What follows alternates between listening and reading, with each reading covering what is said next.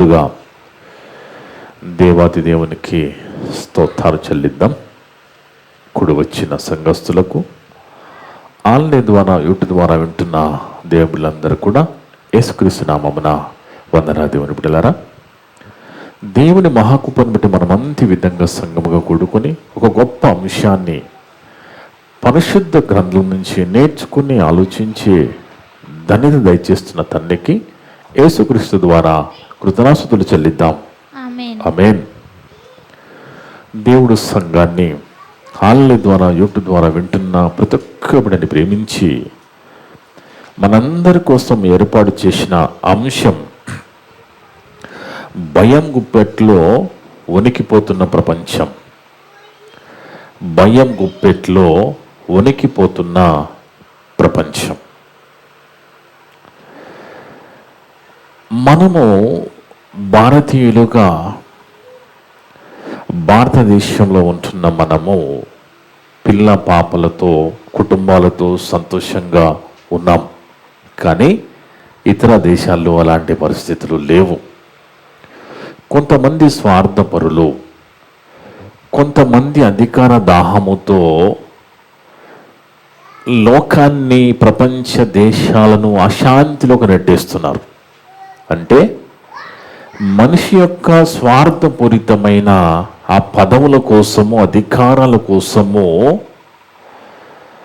ఎన్నో రీతులుగా మరి ప్రేరేపిస్తూ దేశాలన్నిటినీ కూడా భయభ్రాంతులు గురి చేసే విధంగా కొంతమంది మరి లోకములో స్వార్థముతో నిండిపోయి ఉన్నట్టుగా మనకు కనబడుతూ ఉన్నది.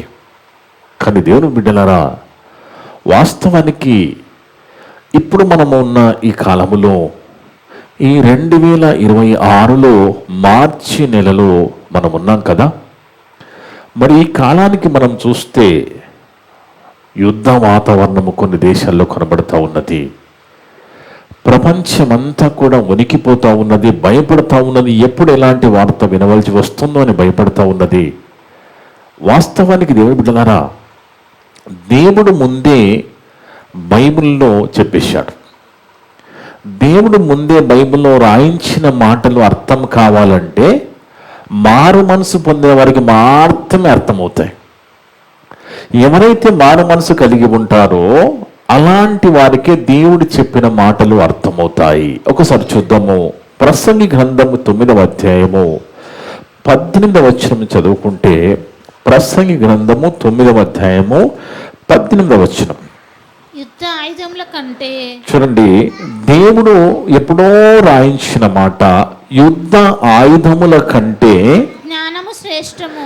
జ్ఞానము శ్రేష్టము అంటున్నాడు. చూడండి దేవుడు, చూడండి దేవుని వలన ఇప్పుడు ఏ దేశాలు చూసినా, ఎవరిని చూసినా వాళ్ళ మాటలు, ఆ దేశ పరిపాలకుల మాటలు వింటుంటే, మా దేశానికి ఇన్ని బాంబులు ఉన్నాయి, ఇన్ని అణుబాంబులు ఉన్నాయి, మేము దాచుకున్నామని చెప్పుకుంటున్నారు.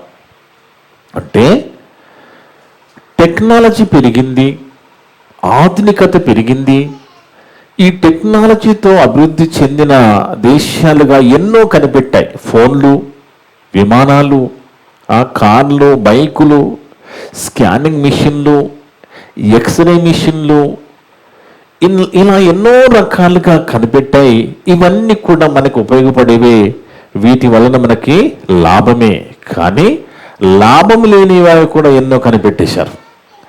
మనిషికి లాభం లేనివి, మనిషిని నష్టపరిచేటి కూడా ఎన్నో కనిపెట్టేశారు. అవే ఈరోజు మనం వింటున్న మిసైల్స్, అణుబాంబులు, స్కడ్స్, లేజర్ బాంబులు, యాసిడ్ బాంబులు కదా, డ్రోన్ బాంబులు. వీటన్నిటి వలన మనిషికి ఏమైనా లాభం ఉందా అంటే నష్టమే తప్ప లాభం లేదు. కానీ ఏమనుకుంటున్నాయి దేశాలంటే, ఇది గొప్ప విజ్ఞానము, ఇది గొప్ప టెక్నాలజీ, మేము చాలా గొప్ప వాళ్ళం కాబట్టి ఇవన్నీ కనిపెట్టేసామని, ఇలా దాచుకున్నామని గొప్పలు చెప్పుకుంటూ ఉన్నారు.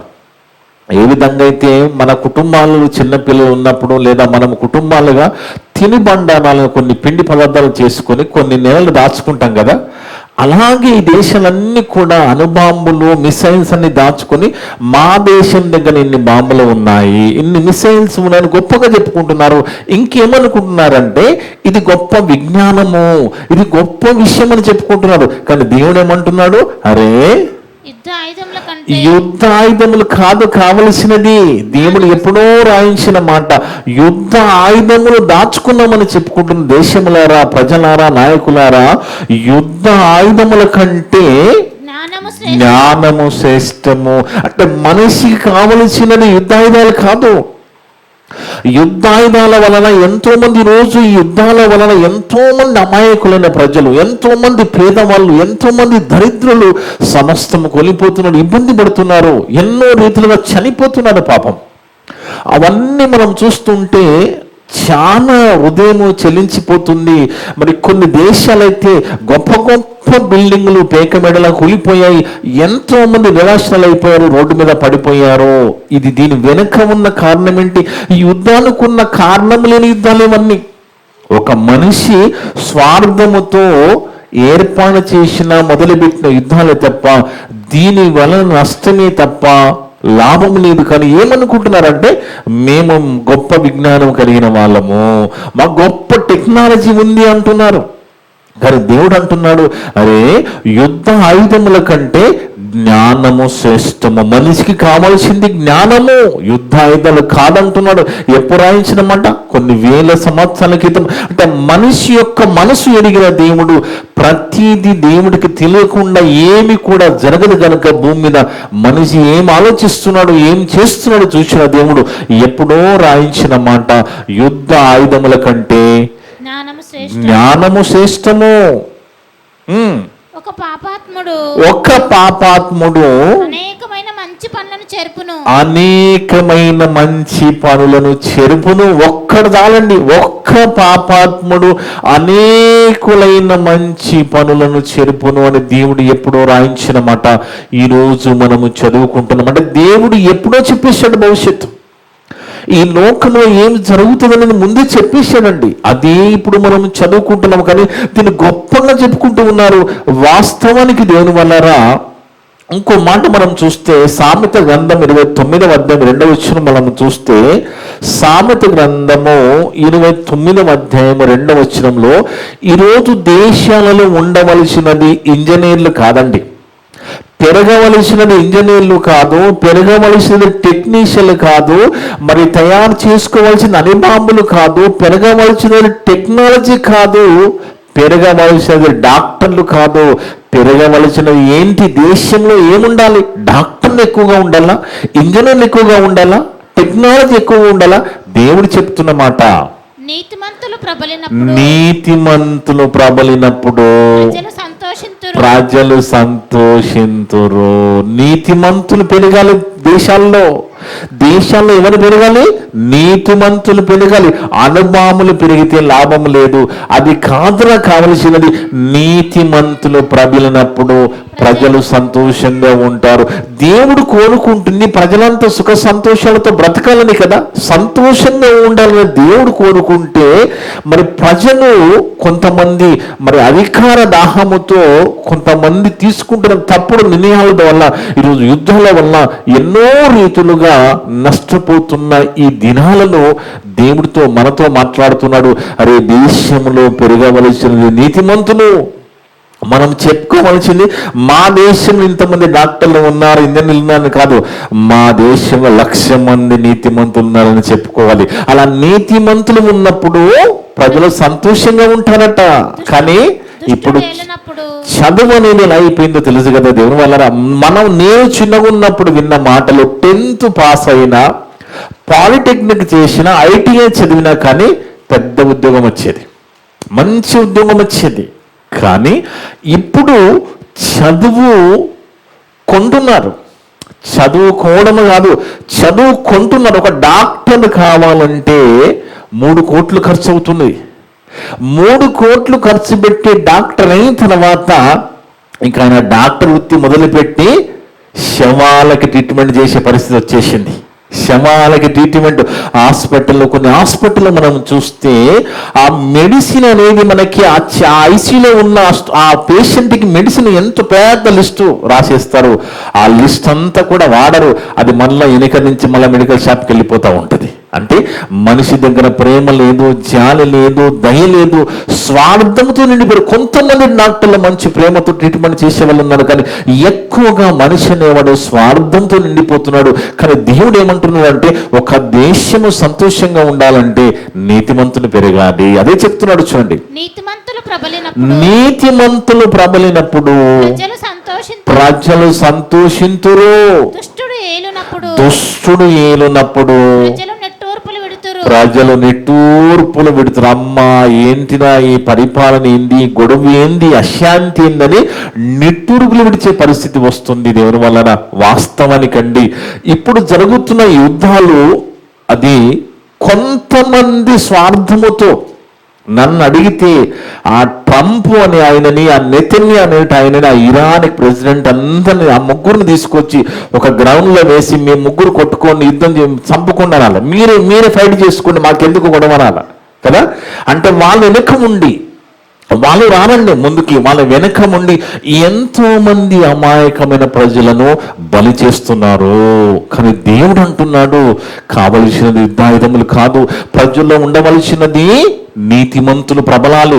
నీతిమంతులు ప్రబలినప్పుడు ఆ పరిపాలన బాగుంటుంది, ఆ దేశంలో శాంతి ఉంటుంది. కానీ మనిషి అనేవాడు స్వార్థంతో నిండిపోయి నేనే అగ్రరాజ్యంగా ఉండాలి, నా మాటని ప్రపంచమంతా వినాలి, నాకు బెదిరిపోవాలి, నేను బెదిరించాలని ఒక స్వార్థముతో యుద్ధాలు మొదలుపెట్టి ఈరోజు ప్రపంచవ్యాప్తంగా ఎంత డిస్టర్బెన్స్ ఉందండి, ఎంత డిస్టర్బెన్స్ ఉందో చూడండి. ఇంకో మాట చూద్దాం. సామెత గ్రంథం 11వ అధ్యాయం 10వ వచనం చూస్తే, సామెత గ్రంథము 11వ అధ్యాయం 10వ వచనం.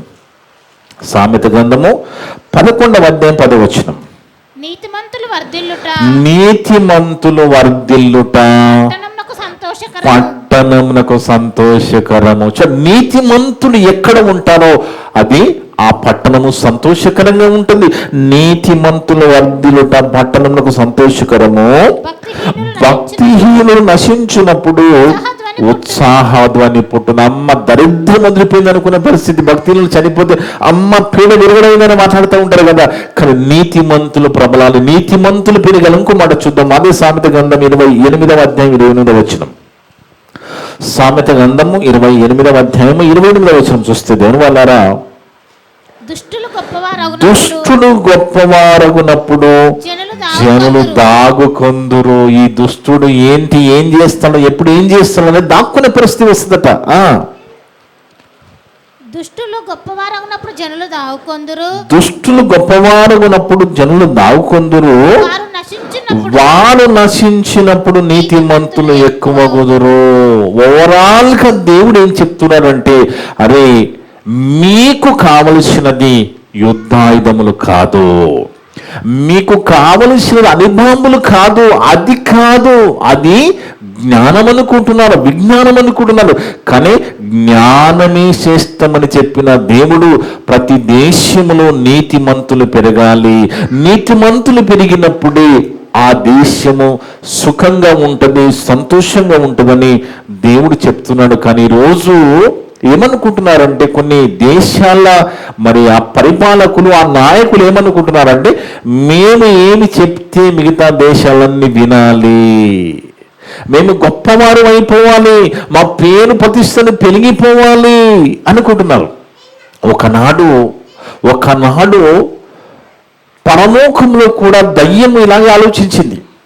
ముందు దూతగా ఉన్న దయ్యము దేవుని పక్కన ఒక అగ్రస్థానంలో ఉన్న దయ్యం ఏమనుకుందంటే, ఈ దేవుని స్థానంలోకి నేను వెళ్ళిపోతే ఎంత బాగుంటుందని ఆలోచించింది.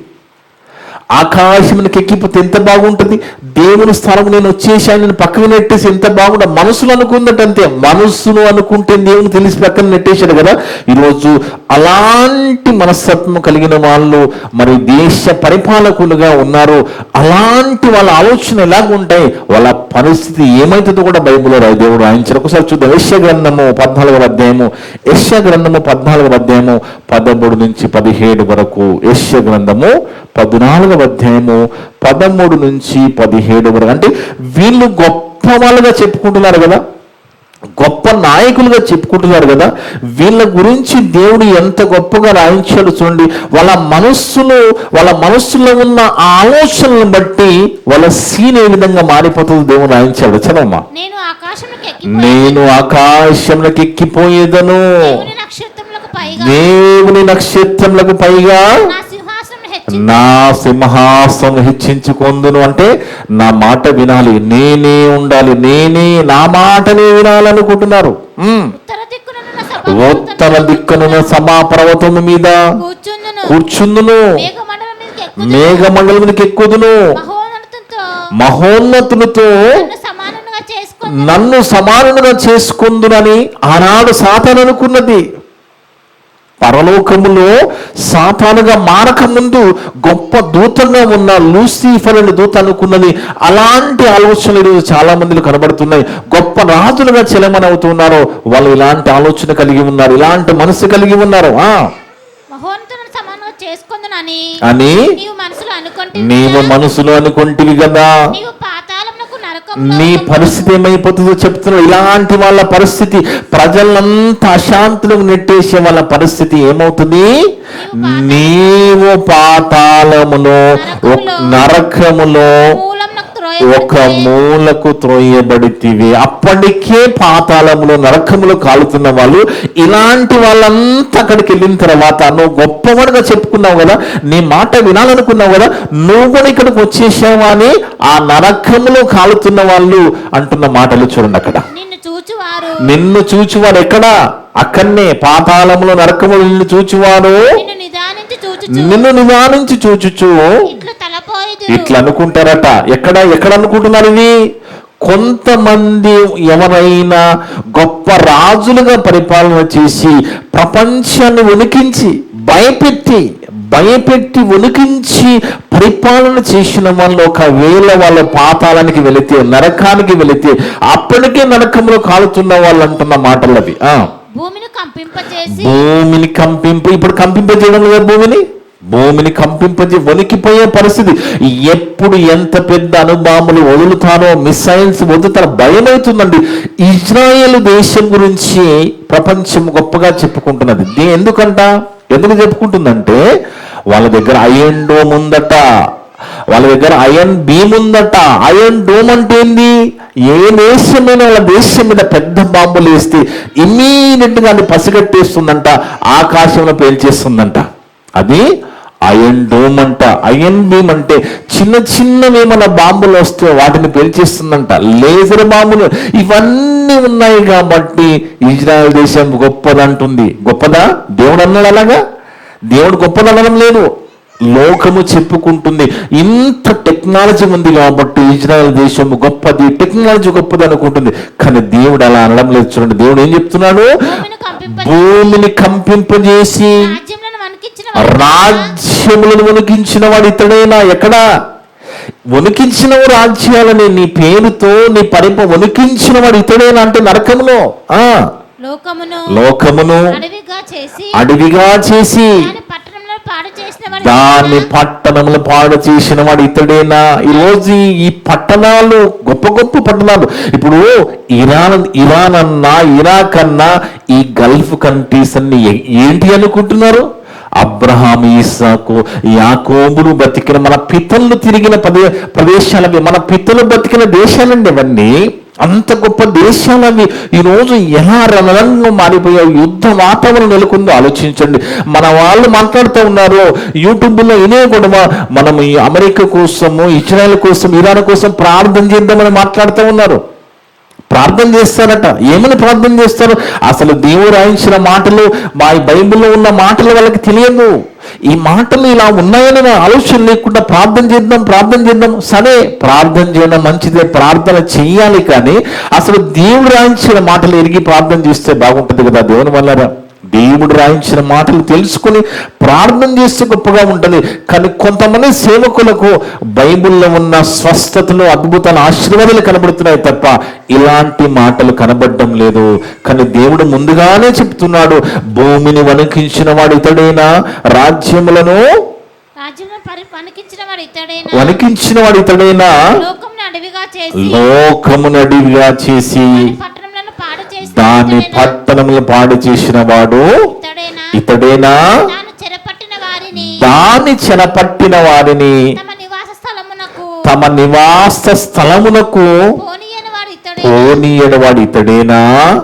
చూడండి దేవుని వల్ల అంటే గజ గజ వణికిపోతున్న ఈ ప్రపంచ దేశాలను వణికిస్తున్న ఎవరైతే నాయకులు ఉన్నారో, పరిపాలకులు ఉన్నారో, వాళ్ళు ఒకవేళ పాతాళానికి వెళ్ళిపోతే, నరకానికి వెళ్ళిపోతే వాళ్ళ పరిస్థితి ఎలా మారిపోతుందో దేవుడు ఎప్పుడో రాయించిన మాట అండి. అంటే మనసు ఇచ్చిన దేవుడు, మనిషి యొక్క మనసు ఎరిగిన దేవుడు, మనిషిని పుట్టించిన దేవుడు, ఆ మనసులో వచ్చే ప్రతి ఆలోచన ఎరిగిన దేవుడు ఎప్పుడో 100,000 సంవత్సరాల క్రితమే దేవుడు రాయించిన మాటలు. అంత గొప్ప బైబిల్ మన చేతికి ఇచ్చాడు. ఆ బైబిల్లో ఉన్న విషయాలు మనం తెలుసుకోమంటున్నాడు, జాగ్రత్త పడమంటున్నాడు. అరే కావలసినది కాదు, కావలసిన అనిబాంబులు కాదు, కావలసిన టెక్నాలజీ అని కొంతవరకే ప్రయోజనము, కానీ అది ఎక్కువగా నష్టం చేస్తుంది, ఎక్కువగా ప్రమాదము తీసుకెళ్తుంది. అందుకే దేవుని వలన మనం చిన్నగా ఉన్నప్పుడు కట్టెల పొయ్యిలతోనే వంటలు చేసుకునేవాళ్ళు కదా. ఆ కట్టెల పొయ్యితో వంటలు చేసుకున్న వాళ్ళు బాగానే ఉన్నాయి కుటుంబాలు. ఏ గ్యాస్ అనే పదం, అసలు గ్యాస్కి ఒక గోలు ఉంటుందని కూడా వినపడలేదు. మనిషికి గ్యాస్ ఉంటుంది, ఆ గ్యాస్కి ఆ కడుపులో గ్యాస్కు గోలు ఉంటుందని కూడా ఎప్పుడు వినపడలేదండి. అలాంటిది ఇప్పుడు ఎక్కడ చూసినా ఏ తిన్నా బేమని తీపేస్తున్నాం, ఏది తిన్నా తేపులు వచ్చేస్తున్నాయి. అంటే మనకి ఏం చేశారంటే కట్టెల పొయ్యితో వంట చేసుకుని బతుకుతున్న మనకి ఎల్పిజి గ్యాసులు కనిపెట్టి, ఆ ఎల్పిజి గ్యాసులు 100 రూపాయలని, 200 300 400 500 ఈరోజు 1000 రూపాయలు తీసుకొచ్చేసారండి. అంటే వేలం పాటలాగా పెంచేసి ఇప్పుడు అవి షార్టేజ్ అనే పరిస్థితి తీసుకుని వచ్చి, అంటే ఎలాగైపోయిందో చూడండి. దీని వలన మనకి ఏంటి లాభం? ఏంటి లాభం? రోగాలు తప్ప ఏమొస్తుందండి? అశాంతిని అంటే కనిపెట్టింది నిజంగండి. ఈ ప్రకృతిలో దేవుడు మరి పెట్రోల్ బావులు పెట్టాడు, డీజిల్ కదా, క్రూడ్ ఆయిల్ బావులు పెడితే ఆ బావుల మీద కూడా బాంబులు వేసుకునే పరిస్థితి వస్తుందంటే ఏంటి వీళ్ళ మూర్ఖత్వం? ఆలోచించండి దేవుని వాళ్ళరా. ఏంటి వీళ్ళ పరిస్థితి అంటే బావుల మీద, దేవుడిచ్చిన ఆయిల్స్ మీద, దేవుడిచ్చిన ఈ క్రూడ్ ఆయిల్స్ మీద కూడా అణుబాంబులు వేస్తున్నారు. అంటే బాంబులు వేయించి నష్టం చేస్తున్నారు. ఒక్కొక్క బావిని రీస్టోర్ చేయాలంటే 6 నెలల సమయం పడుతుందని చెప్తున్నారు. 6 నెలల సమయం. ఎంత నష్టం అది, ఎంత ఖర్చు పెడితేయింది అంటే మనిషి అనేవాడు స్వార్థముతో నిండిపోయి కొంతమంది పెద్దల ద్వారా ప్రపంచవ్యాప్తంగా అశాంతి వచ్చేస్తుంది. అందుకే ఒకనాడు గొప్ప రాజుగా, చక్రవర్తిగా, గొప్ప ధనవంతుడుగా ఉన్న సొలొమోను రాజు మొత్తం సంపాదించేశాడు, చాలా గొప్పగా సంపాదించేశాడు, ఎన్నో తోటలు కట్టేశాడు, ఎన్నో గొప్ప రీతిగా చేసిన తర్వాత సంపాదించిన ముందు పెట్టుకుని ఆలోచిస్తున్నాడు. అర్థమైందండి? ఆయన మామూలుగా సంపాదించలేదు. సొలొమోను రాజు కాలంలోనట వెండిని కూడా పడేసేవాళ్ళట. సొలొమోను రాజు కాలంలో, ఆయన రాజుగా ఉన్న కాలంలో వెండిని పడేసేవాళ్ళు. ఈరోజు వెండి కనబడితే ఎవరిదైనా పడిపోతే టక్కుని తీసి పాకెట్లో పెట్టుకుంటారు, అప్పుడు ఇస్తారండి. ఏదైనా తెగి పడిపోతే ఇవ్వరు. కానీ ఆ కాలంలో, సొలొమోను రాజుగా ఉన్న కాలంలో వెండిని కూడా పడేసి కాలం. అంత గొప్ప రాజుగా, ఎంతో సంపాదించిన వ్యక్తిగా, ఐశ్వర్యవంతుడుగా ఉన్న ఈ రాజు సంపాదిందంతా ముందు పెట్టుకుని ఆలోచిస్తున్నప్పుడు ఆయనకి ఏమర్థమైందో చూద్దాం. ప్రసంగి గ్రంథం 2వ అధ్యాయము 18-19 వచనాలు. ప్రసంగి గ్రంథం 2వ అధ్యాయము 18-19 వచనాలు. సూర్యుని క్రింద నేను ప్రయాసపడి చేసిన పనులన్నిటినీ నా తర్వాత వచ్చు వారికి నేను విడిచిపెట్టవలెనని తెలుసుకుని వాటి యందు అసహ్యపడి ఎంత సంపాదించి నేనేం చేయాలి? నా తర్వాత ఇంకో రాజు వస్తాడు, ఆయనకి ఇచ్చేసిపోవాలి. దీనికి ఇంత ప్రయాసం అవసరమా? దీనికి ఇంత కష్టం అవసరమా? దీనివల్ల ఏమిటి అని ముందు పెట్టుకొని ఆలోచించి చెంపలేసేసుకున్నాడు ఆయన. చెంపలేసుకున్నాడు ఆయన, వ్యసన పడిపోయాడట. ఇది నేను ఇంత సంపాదించి ఇంత పోగు చేసింది ఎందుకు? ఏమనుకోవడానికి ఇవ్వడానికి కదా, నా తర్వాత వచ్చే రాజుకి ఇవ్వడానికి కదా అని వ్యసన పడిపోతున్నాడు ఆయన. వాడు జ్ఞానం కలవాడై ఉండును. నా తర్వాత వచ్చే ఆయన, నేను సంపాదించింది అనుభవించడానికి వచ్చేనా వాడు జ్ఞానం గలవాడుగా ఉంటాడు, బుద్ధిహీనుడై ఉండును. అది ఎవరికి తెలుస్తుంది? అయితే సూర్యుని క్రింద నేను ప్రయాసపడి జ్ఞానము చేత సంపాదించుకున్న నా కష్టఫలమంతా కూడా అంతటి మీదను వాడు అధికారి అయి ఉండును. ఇది కూడా వ్యర్థమే కదా. చూడండి, మనిషి ఇప్పుడు ఈ రోజండి ఎవరైతే ఈ అగ్రనాయకులుగా ఉండి ప్రపంచాన్ని వణికిస్తున్నారో, భయపెడుతున్నారో, భూకంపితులు చేస్తున్నారో, ఈరోజు మనం ఉన్న కాలంలో ప్రపంచం పుట్టినట్లు వణికిపోతున్న ప్రపంచం అని మనం సబ్జెక్టు పెట్టుకున్న బైబిల్ నుంచి నేర్చుకుంటున్నాము. అలాంటి రాజులుగా అధికారులుగా నాయకులుగా ఉన్న వాళ్ళని మనం ఆలోచిస్తే వాళ్ళు ఎంతకాలం ఉంటారు భూమి మీద? శరీరం ముడతలు పడ్డా కానీ మేము ఏం తీసుకోకపోతాం ఆలోచన వాళ్ళకి రావడం లేదు. వయసు అయిపోతుంది, ముసలి వాళ్ళం అయిపోతాం, చనిపోతాం కదా, చనిపోయిన మా పరిస్థితి ఏంటని ఆలోచన రావడం లేదు వాళ్ళకి కదా. వయస్సు మళ్ళిన తర్వాత శరీరం అంతా ముడతలు పడుతుంది కదా, ముడతలు పడ్డారు ఆలోచన రావడం లేదంటే మనిషి అనేవాడు స్వార్థముతో నిండిపోయాడు, స్వార్థముతో రగిలిపోతున్నాడు, స్వార్థముతో మొత్తము సంపాదించాలనుకుంటున్నాడు, నా మాటనే వినాలనే పరిస్థితులకు మనిషి వెళ్ళిపోయాడు. దేవుని వలన అందుకే ఈ రాజు మాట్లాడుతున్నాడు, ఈ ఐశ్వర్యవంతులు మాట్లాడుతున్నాడు, సంపాదించి అంతా ముందు పెట్టుకున్న తర్వాత ఆయనకు అర్థమైందంటే చెంపలేసేసుకున్నా, అబ్బాయి ఎంత టైం వేస్ట్ చేశానని చెంపలేసుకునే పరిస్థితి వచ్చింది. నా కష్టాన్ని అంతా ఏమనుకోనిస్తే వాడు ఉంచుతాడో నాశనం చేస్తాడో ఏం తెలుసనే ఆలోచన. అంత జ్ఞానవంతుడండి, ఆయన జ్ఞానవంతుడుగా ఇంత గొప్పగా ఎవరు ఆలోచించలేదండి. ఇంత రాజుల్లో ఇంత గొప్పగా ఆలోచించిన రాజు మనకు కనబడాడు. కానీ ఈ సొలొమోను చాలా జ్ఞానవంతుడుగా మనము బైబిల్లో చూస్తాము. అలాంటి జ్ఞానవంతుడే అంత సంపాదించేత ముందు పెట్టుకుని ఎందుకు ఇదంతా, ఈ ఆయాసం ఎందుకు, ఈ ప్రయాసం ఎందుకని వ్యసన పడిపోతున్నాడు. దేవుని వలన బాగా ఆలోచించాలి మనం. అయితే సూర్యుని కింద నేను ప్రయాసపడి జ్ఞానము చేత సంపాదించుకొని నా కష్టఫలం అంతటి మీదను వాడు అధికారి ఉండును.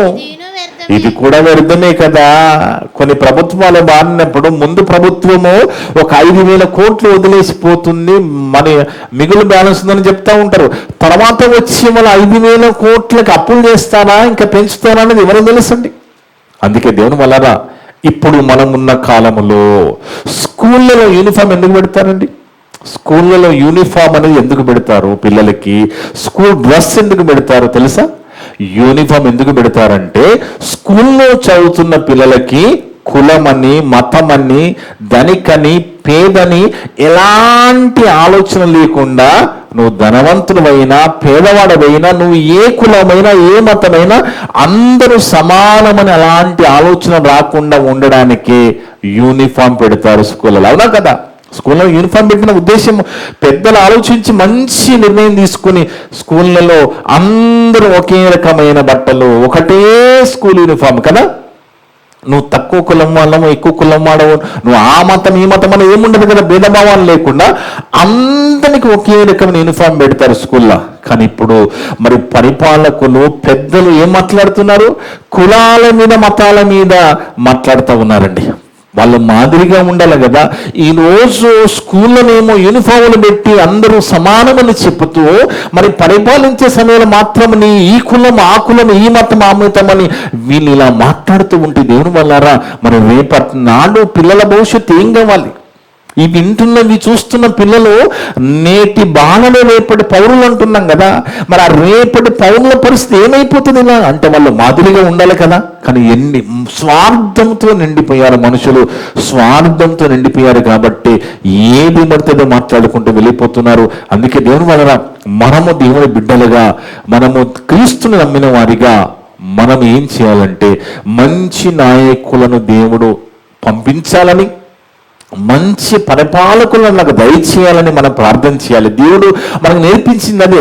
మనమంతా ఎవరి కోసం ప్రార్థన చేయాలంటే ఈ పరిపాలిస్తున్న వాళ్ళు మంచి పరిపాలకులను దయచేయాలని ప్రార్థన చేయాలి. మనకు దేవుడు అదే నేర్పిస్తున్నాడు. తిమోతి పత్రిక 1వ తిమోతి పత్రిక 2వ అధ్యాయం 1 నుంచి 3 వరకు చూస్తే, 1వ తిమోతి పత్రిక 2వ అధ్యాయం 1 నుంచి 4 వరకు చూద్దాం. దేవుని వలన 1వ తిమోతి పత్రిక 2వ అధ్యాయము 1 నుంచి 4 వరకు. మనము సంపూర్ణ భక్తియు మాన్యతయు కలిగి నెమ్మదిగాను సుఖముగాను బ్రతుకు నిమిత్తము ఇప్పుడు మనం సుఖంగా ఉండాలంటే, మన దేశ ప్రజలుగా మనం సుఖంగా ఉండాలంటే ఏం చేయాలో దేవుడు చెప్తున్నాడు.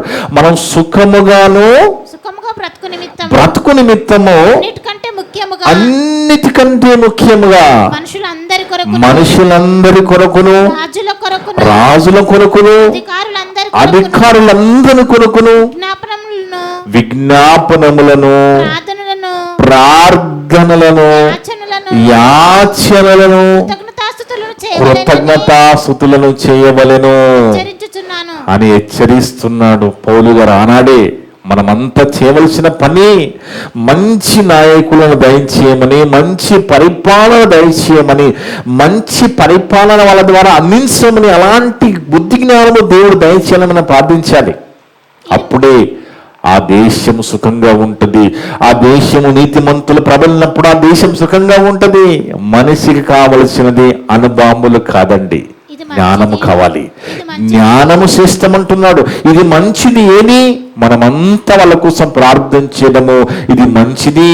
మన రక్షకుడు దేవుని దృష్టికి అనుకూలమునై ఉన్నది. చూడండి, దేవుడు ఏం చెప్తున్నాడు? దేవుని బిడ్డలుగా మీరంతా జ్ఞానం కలిగి బతకండి. కావాల్సింది అది కాదు, కావాల్సింది పట్టింపులు కాదు, కావాల్సింది టెక్నాలజీ అని చెప్పుకుంటూ అనుభాములు వేసుకోవడము కాదు. మనకు కావలసినది జ్ఞానమే శ్రేష్టము, అనుభాములు కాదు. నీతిమంతుని పెరగనే సంతోషకరం ఆ దేశానికి.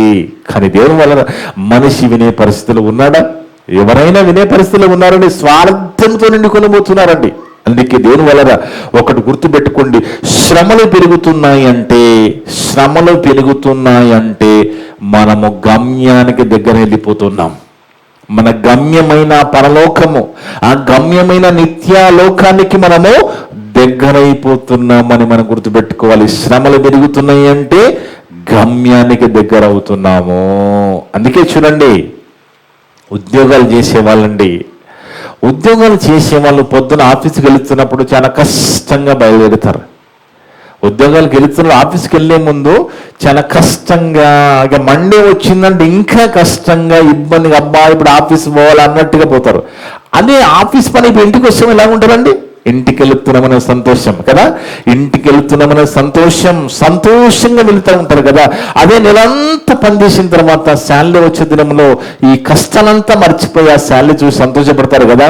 అదే విధంగా అదే ప్రకారంగా పౌలు భక్తుడు అంటున్న మాట మనం చూస్తే చివరిగా 2వ కొరింథీ పత్రిక 4వ అధ్యాయములో 2వ కొరింథీ పత్రిక 4వ అధ్యాయము 16 నుంచి 18 వరకు చూస్తే దేవుని వలన 2వ కొరింథీ పత్రిక 4వ అధ్యాయము 16 నుంచి 18 వరకు. కావున మేము అధైర్యపడము. మనకు కూడా మీరు చెప్తున్నాడు, కావున మేము అధైర్యపడము. మా బాహ్య పురుషుని శరీరం కృషించిపోతున్నా ఆంతర్య పురుషుని ఆత్మ దినదినము నూతన పరచబడుతున్నది. అంటే ఆత్మీయ జీవితాన్ని మనము కాపాడుకోవాలని ఈ మాట మనకు గుర్తు చేస్తుంది. ఎన్నో శ్రమల్లో ఇబ్బందుల్లో ఉంటున్న పౌలు గారు, ఆ పౌలుతో పాటు ఉన్న వాళ్ళంతా కూడా వాళ్ళ విషయంలో చెప్తూ మా బాహ్య పురుషుడు కృషించిపోతున్నాను, మా ఆంతర్య పురుషుడు అంతకంతకు దినదినము నూతన పరచబడుతున్నాడు. ఎందుకు? ఆ శ్రమల వలన మేము గమ్యానికి దగ్గర అయిపోతున్నాం. మేము కనపడేవి చూడమిక ఈ దృశ్యమైన వాటిని మేము చూడడం లేదు. ఈ కనపడేటివి కొంతకాలమే ఉంటాయని మాకు అర్థమైపోయింది. కాబట్టి మేము దృశ్యమైన వాటిని చూడక అదృశ్యమైన వాటిని నిదానించి చూచుచున్నాము కనుక క్షణమాత్రముండు ఈ చులకన వంటి శ్రమలు, క్షణమాత్రముండు చులకన వంటి శ్రమలు మా కొరకు అంతకంతకు ఎక్కువగా నిత్యమైన మహిమాభారమును కలుగచే. శ్రమలు పెరుగుతున్నాయంటే మహిమ దగ్గర అయిపో. అదే చెప్తున్నాడు అక్కడ, ఈ చులకన వంటి శ్రమల విషయంలో మేమేమి అధైర్యపడ్డం లేదు, కానీ మాకు ఎక్కువగా నిత్యమైన మహిమ భారము కలుగజేయుచున్నదని చేయుచున్నది. ఏలైనగా దృశ్యమైనవి అనిత్యములు, కనబడుతున్నాయి అన్నీ ఒకనాడు ఉండవు.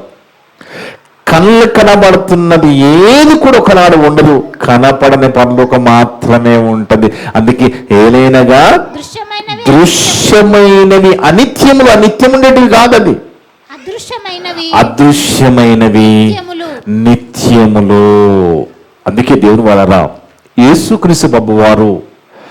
యేసుక్రీస్తు ప్రభువారు మాట్లాడుతూ బోధ చేస్తూ ఈ యుద్ధాల గురించి, భూకంపాలు ఇవన్నీ వస్తాయని క్రైస్తవులకి చెప్తున్నాడు, క్రీస్తు నమ్మిన వారికి చెప్తున్నాడు. మత్తయి సువార్త 24వ అధ్యాయంలో ఒకసారి మనం ఇక్కడ చదువుకుంటే దేవుని వాళ్ళరా యేసు ప్రభువారు అంటున్నారు ఏమని, అపోస్తలులు చెప్తున్నాను మళ్ళా రాబోతున్నాను, నేను వచ్చినప్పుడు ఇలా ఉంటది, ఇలాంటి పరిస్థితులు ఉంటాయి అని చెప్తున్నప్పుడు నీ రాకడకు సూచనలు ఏందని వాళ్ళు అడుగుతున్నారు. నువ్వు వస్తానంటున్నావు కదా ప్రభువా, మళ్ళా వస్తున్నప్పుడు సూచనలు ఎలా ఉంటాయని అడుగుతున్నారు వాళ్ళు. 24వ అధ్యాయము 3 నుంచి చూద్దాం. ఆయన ఒలీవల కొండ మీద కూర్చుని ఉన్నప్పుడు, అప్పటికి ప్రభువారు ఇంకా మరణించలేదు, ప్రాణం పెట్టలేదు. అప్పుడు ప్రభువారు 2వ రాకడ గురించి వాళ్ళతో మాట్లాడుతూ ఉన్నారు. మళ్ళా నేను వస్తాను, వచ్చి ఇలా ఉంటది అన్నప్పుడు ఏమంటున్నారో అక్కడ చూద్దాం. ఆయన ఒలీవల కొండ మీద కూర్చుని ఉన్నప్పుడు శిష్యులు ఆయనకు ఏకాంతంగా వచ్చి, ఇవి ఎప్పుడు జరుగును, నీ రాకడకును ఈ యుగ సమాప్తికి సూచనలు ఏంటి, ఎలాగుంటే సూచనలు మాతో చెప్పమనగా యేసు వారితో ఇట్లా, నేను ఎవరునో మిమ్మల్ని మోసపరచకుండా చూసుకోండి. ముందు చెప్పిన మాట ఇవన్నీ సూచనలు ఎలాగుంటాయంటే, ముందు మీరు ఎక్కడ జాగ్రత్తగా ఉండాలంటే ఎవరు కూడా మిమ్మల్ని మోసపరచకుండా చూసుకోండి. దేంట్లో మోసమండి? వాక్యంలో మోసము, ఆత్మీయతలో మోసం. ఎలా ఉన్నా పర్వాలేదు అంటాడు ఒక ఆయన వచ్చి, నువ్వు ఇలా బ్రతికే పరలోకం గ్యారంటీ ఇంకొక అంటాడు, నువ్వు బాప్సం తీసుకున్నాడు అయిపోయింది, నువ్వు డైరెక్ట్గా నువ్వు కన్ఫామ్ పరలోకం అని ఇలా మోసం చేసే మాటలు ఎన్నో వినబడతా ఉంటాయి. కాబట్టి ముందుగా చెప్పిన మాట, ఎవరును మిమ్మల్ని మోసపరచకుండా చూచుకొనుడి. అనేకులు నా పేరిట వచ్చి నేనే క్రీస్తునని చెప్పి పలువురిని మోసం చేస్తారు కదా. ఇప్పుడు వినపడ్డం లేదండి, ఒక ఆయన ప్రవక్త అంటాడు, ఒక ఆయన అపోస్తులు అంటాడు, రకరకాలు. ఒక ఆయన పర్లోకం వెళ్ళొచ్చానంటాడు, నేను పాతల వెళ్ళి, ఇవన్నీ వినపడడం లేదా? ఒక స్త్రీలు కొంతమంది సేవకురాలు చెప్తున్న మాటలు వినబడుతున్నాయి కదా. అందుకే అంటున్నాడు, అనేక మంది నా పేరిట వచ్చి నేనే క్రీస్తునని చెప్పి పలువురిని మోసపరచెదరు. మరియు మీరు యుద్ధ సమాచారములను గూర్చియో, మీరు యుద్ధములను గూర్చియో యుద్ధ సమాచారాలను గూర్చియో వినబోదురు. మీరు కలవరపడకుండా చూసుకోండి. మనం చెప్తున్నాడు, మీరు కలవరపడకుండా చూసుకోండి. ఇవి జరగవలసి ఉన్నది, కానీ అంతము వెంటనే రాదు అని ఎప్పుడన్నారు ప్రభు అని అనగానే ఇప్పుడు వస్తాయని వాళ్ళు అనుకుంటారు. కాబట్టి ఇవన్నీ జరగవలసి ఉన్నది, కానీ అంతం వెంటనే రాదు. జనము మీదికి జనమును, రాజ్యము మీదికి రాజ్యము లేస్తుంది. ఇప్పుడు జరుగుతున్న యుద్ధాలు ఒక దేశంలో ఒక కులానికి ఇంకో కులానికి కాదు, ఆ దేశంలో ఒక రాష్ట్రం ఇంకో రాష్ట్రానికి కాదు, ఒక దేశానికి కొన్ని దేశానికి జరుగుతుంది ఇప్పుడు యుద్ధం. ఒక దేశానికి కొన్ని దేశానికి యుద్ధం జరుగుతుంది. అందుకే రాజ్యం మీదికి రాజ్యం లేస్తుంది. అక్కడక్కడ కరువులను కలుగును. భూకంపములను కలుగును. ఇవన్నీ ఇవన్నీ కూడా వేదనలకు ప్రారంభము. జాగ్రత్త పడిపోండి అంటున్నాడు. జాగ్రత్త పడిపోండి. ఇవన్నీ చూస్తున్నప్పుడు జాగ్రత్తగా ఉండాలి. ప్రభువు రాకడికి సిద్ధపడగలిగి ఉండాలి. కానీ ఇప్పుడు మనమున్న ఈ లోకములో మన భారతదేశంలో మనం సంతోషంగా సుఖంగా ఉండగలుగుతున్నాం. కానీ మరి భవిష్యత్తు ఎలాగుంటుందో, ఏం జరగబోతుందో, ఎలాంటి పరిస్థితులు వస్తాయో మనకు తెలియదండి. ఎందుకంటే ఆయిల్ షార్టేజ్ కావచ్చు, డీజిల్ షార్టేజ్ కావచ్చు, మరి ఎల్పిజి షార్టేజ్ ఇప్పటికీ నడుస్తుందని చెప్తున్నారు కదా. మరి ఇంకా మన భవిష్యత్తు ఎంత ప్రమాదం వెళ్ళిపోతుందో మనకు తెలియదు కనుక మనము మన భక్తి విశ్వాస జీవితాలు కాపాడుకొని మనకు అర్థం కావాల్సింది ఏంటంటే, ఇవన్నీ పెరుగుతున్నాయి అంటే మనము ఆ మహిమాలోకానికి వెళ్ళడానికి దగ్గరగా ఉన్నాము. ఆ మహిమా ప్రవేశము, ఆ ప్రవేశం మనకు జరగబోతున్నది. అంతకంతకు అంటున్నాడు. అందుకే బౌద్ధ భక్తులు ఇవన్నీ పెరుగుతున్నప్పుడు మేము ఆ లోకానికి వెళ్ళడానికి దగ్గర అవుతున్నాము. శ్రమలు పెరుగుతూ ఉంటే మనకు అర్థం కావాల్సింది ఏంటంటే, మనము ఇక్కడి నుంచి వెళ్ళిపోయే దినాలు దగ్గర పడుతున్నాయి అనేది మనకు అర్థం కావాలి దేవుని వలన. అందుకే భయము గుప్పిట్లో వణికిపోతున్న ప్రపంచము ఎందుకు వణుకుతున్నది, దేనివల్ల వణుకుతున్నది, ఇలాంటి పరిస్థితి ఎందుకు వస్తుందనేది ఎప్పుడో దేవుడు రాయించాడు. కొన్ని వేల సంవత్సరాల క్రితం అంత గొప్ప బైబిల్ దేవుడు మనకి ఇచ్చాడు. అంత గొప్ప ప్రపంచ భవిష్యత్తు చెప్పే బైబిల్ దేవుడు మనకిచ్చినప్పుడు దీంట్లో మనం చదువుకొని ఆయన ఏం చెప్తే చేసుకుంటూ వెళ్ళిపోవాలండి. చూడండి, దేవుడు ఏమి చెప్తే అది మనం చేసుకుంటా వెళ్ళిపోవాలి. ఆయన ఎలా ఉండమంటే మనం అలా వండుకుంటూ వెళ్ళిపోవాలి తప్ప మనము పక్కదారి పోకుండా చాలా జాగ్రత్త కలిగి ఉండాలి. ఎందుకంటే ఇవన్నీ జరుగుతున్నాయంటే మన గమ్యము దగ్గర అయిపోతుందని మనం గుర్తుపెట్టుకొని అతి జాగ్రత్త కలిగి ఉండాలి. ఎందుకంటే దృశ్యమైనవి అనిత్యములో, అదృశ్యమైనవే నిత్యములు. కనపడని పరలోకమే శాశ్వతంగా ఉండేది. ఈ దృశ్యంగా కనబడుతున్న ఇవన్నీ కూడా ఒకనాడు కాల్చబడతాయి. కానీ శాశ్వతమైన పరలోకమే ఎల్లప్పుడూ ఉంటుంది కనుక ఆ శాశ్వతమైన పరలోకం వెళ్ళే విధంగా మనం చూసుకుంటూ ముందుకెళ్ళాలి. ఇప్పుడున్న మనమున్న ఇదంతా ఇప్పుడు కరెంట్ అఫైర్స్. ఇది ఎంత గొప్పగా దేవుడు రాయించాడు. కరెంట్ అఫైర్స్ ఇప్పుడు జరుగుతున్నదంతా ఎప్పుడు రాయించినవి మనం బైబిల్లో నేర్చుకుని గొప్ప భాగ్యం దేవుడు మనకి ఇచ్చాడు. కాబట్టి జాగ్రత్త పడదాం, మన భక్త విశ్వాస జీవితాలు కాపాడుకుందాం. మరి మంచి పరిపాలకులు వాళ్ళకి మంచి బుద్ధి కలిగి మరి పరిపాలించాలని ప్రార్థన చేద్దాం. అదే సమయంలో మన సంఘాల కోసము, సేవకుల కోసం ప్రార్థన చేసుకుంటూ మన భక్తి విశ్వాస జీవితాలు కాపాడుకుంటూ ముందుకెళ్దాం. ఎందుకంటే ఎప్పుడు ఏం జరుగుతుంది అనేది మనకి అర్థం కాకుండా ఉన్నది కనుక మనమైతే మన భక్తిలో, విశ్వాసములో, ఆత్మీయతలో ఎక్కడ కూడా పడిపోకుండా చూసుకుంటూ ముందుకెళ్దాం. అలా ఉండాలని కోరుకుంటూ ఇప్పుడు నా ద్వారా మాట్లాడిన ప్రతి మాట విన్న మీ అందరి హృదయాలలో చెప్పిన నా హృదయంలో దేవుడు సమృద్ధిగా ఫలింపజేయను గాక. ఆమేన్. ప్రార్థన చేసుకుందాం.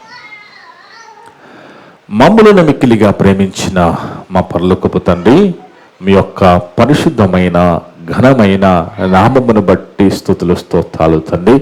గొప్ప దేవుడు తండ్రి, గొప్ప మాటలునైనా ఎప్పుడో కొన్ని వేల సంవత్సరాల క్రితం ప్రపంచ భవిష్యత్తు ఎలాగుంటుందో, రాబో కాలంలో ఇలాంటి పరిస్థితులు ఉంటాయో ముందుగానే బైబిల్లో గ్రంథస్థం చేసి మీరు రాయించిన మాట ఈరోజు బైబిల్లోంచి నేర్చుకునే కృపను అందరికి ప్రసాదించిన విధానం బట్టి స్తోత్రాలు చెల్లిస్తున్నాము నాయనా.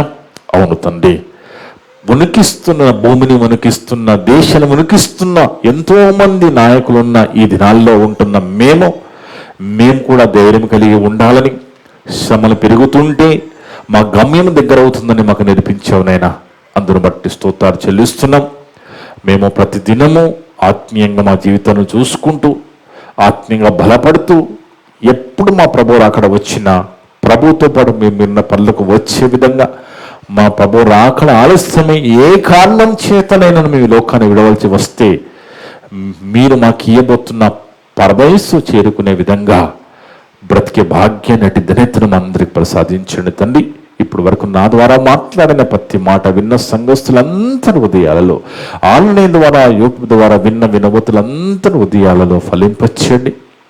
ఈ మాటలు విన్న ప్రతి ఒక్క బిడ్డని దీవించి ఆత్మీయంగా బలపరచండి. ఎవరికి అపార్థం చేసుకోకుండా అర్థం చేసుకునే మంచి మనసును దయచేయమని, అందరూ జాగ్రత్తపడి భయభక్తులు జీవించి గొప్పకుండా దయచేయమని మమ్మల్ని అందరూ కూడా మీకు పరిశుద్ధ పాదాలు సమర్పించుకుంటూ, మేమంతా కూడా కేవలం వాక్యము చదివి విని వదిలిపెట్టి మేము మోసపరుచుకోకుండా విన్న మాటలు లోబడి జీవించే కృపను దాన్ని దయచేయమని సమస్త ఘనత మహిమ ప్రభావాలు మీకే చెల్లిస్తూ మా ప్రభువును మా రక్షకుడును మీ ప్రియ కుమారుడు అయిన యేసుక్రీస్తు వారి పరిశుద్ధ నామమున అడిగి వేడుకొనుచున్నాము తండ్రి. ఆమేన్. ఆమేన్. మీ అందరికీ వందనాలు. May God bless you all.